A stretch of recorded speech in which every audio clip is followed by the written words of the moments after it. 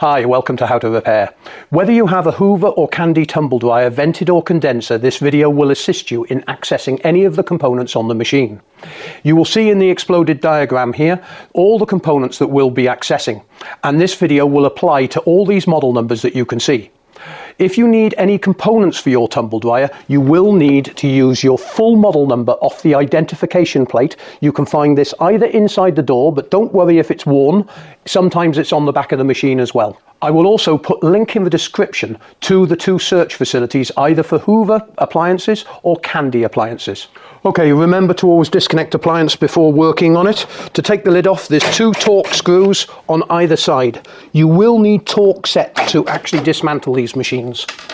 These are very awkward to come off because the wood actually swells up on these lids.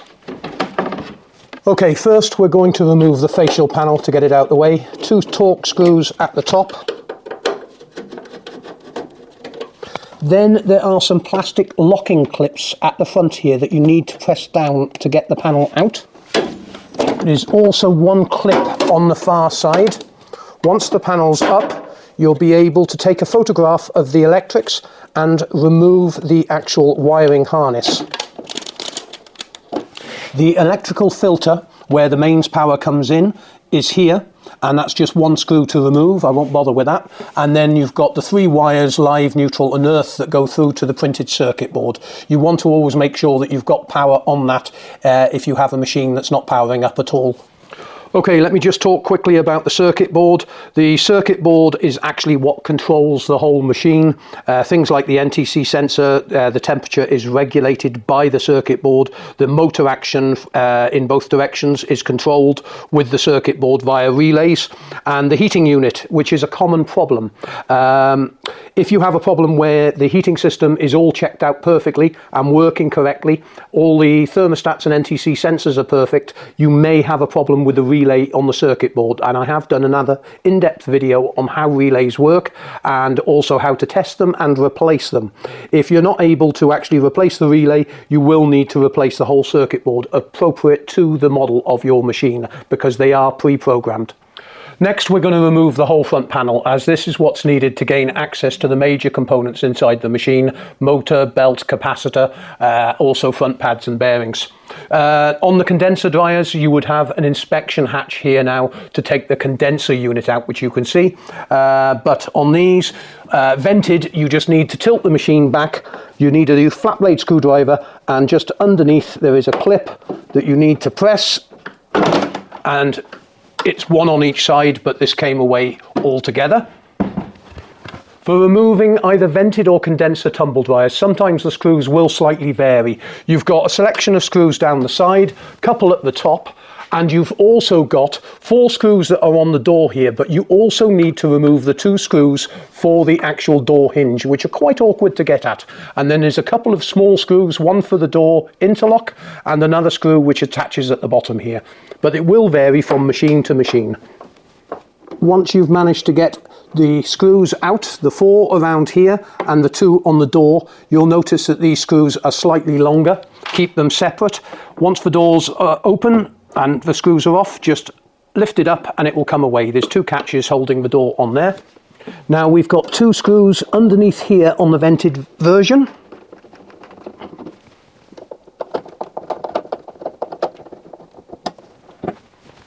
And 2 at the top. Once all the screws are out, you've got a little pin on the door lock, or you will have to disconnect the wiring as we take the panel off. The panel comes away, and for ease of videoing, I'm just going to take the 2 wires off there. This now exposes the NTC sensor, the forward one, and also a thermostat. I've done other videos on testing the heating systems on these dryers, and you can use that if you need any other assistance with the heating system. The NTC sensor has just got a little clip on it, and that comes away. You'll need to remove the wiring off the actual plastic here, so we can actually remove this forward panel. Now at this point we've got 2 choices.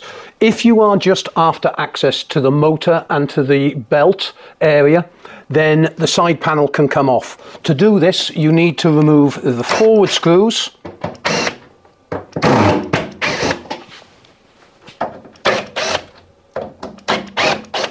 One screw at the top, and then the screws at the back. Again, the screws will vary as they go into plastic. The panel will then lift slightly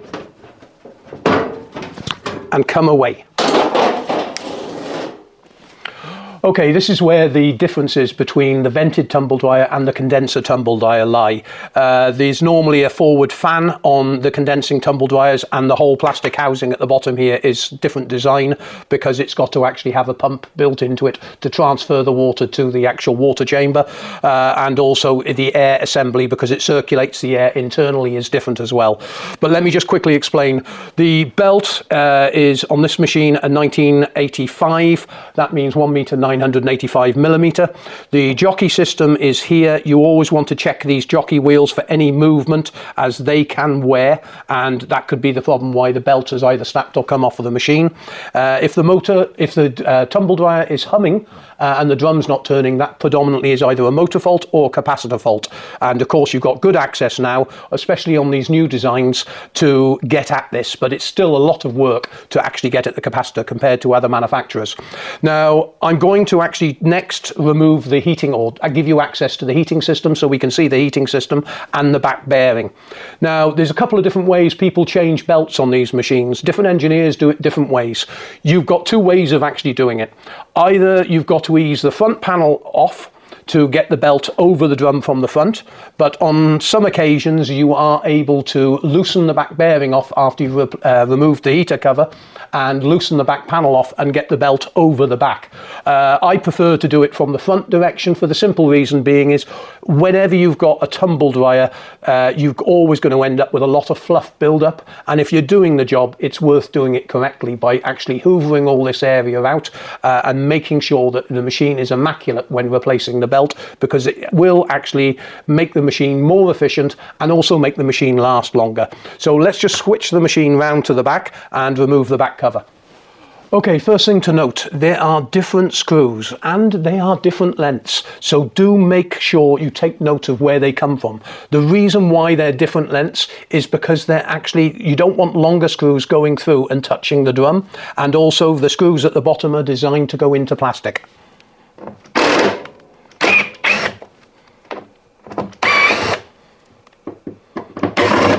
Okay, there's also two screws, and you'll have to lift up this insulation to gain access to, sorry, three screws on these.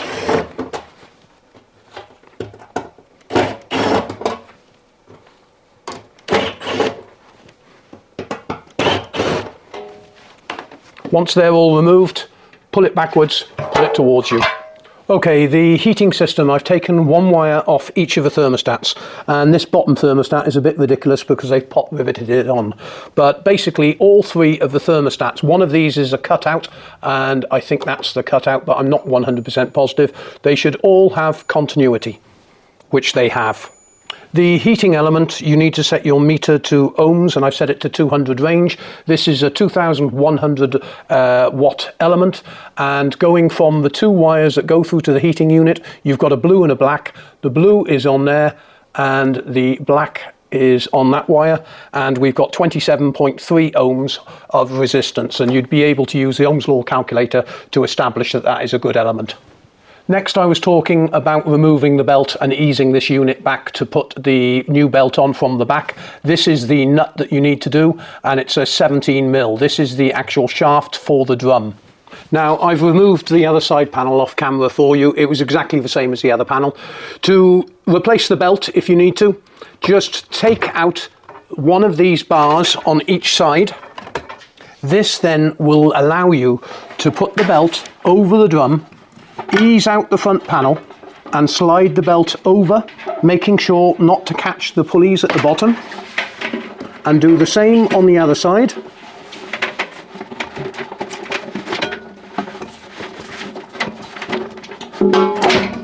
And this allows you to get the belt onto the machine. Then you would just put back the front, making sure it's sitting on the pads correctly, and then clip it into place. Nice and straightforward. Okay, to actually get the belt onto the actual drum, what you want to do is put it over the shaft first, get it over the back pulley wheel into location, and then get it on the front pulley wheel, and then just guide the belt while rotating it so it lines up in the middle of the pulley wheel. And that's the actual belt fitted if you needed to. Next thing we'll do is take the drum out of the machine. Okay, to remove the front plate, you've got 2 screws at the bottom, but we need to get rid of this wiring, and that's pretty straightforward. Cut the cable tie at the front, then you need to remove the 2 wires off the electrical filter, and also the earth wire.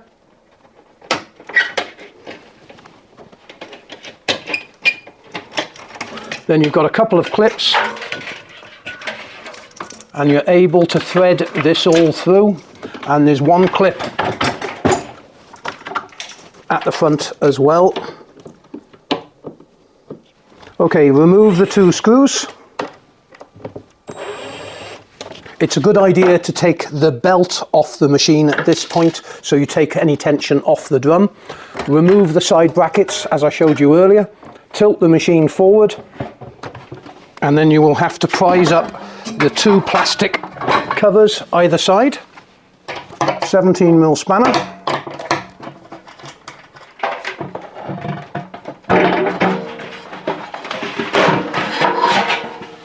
Okay, as I was saying, with the condenser tumble dryer, you'd have access now to the pump unit and all the ducting and the forward fan assembly.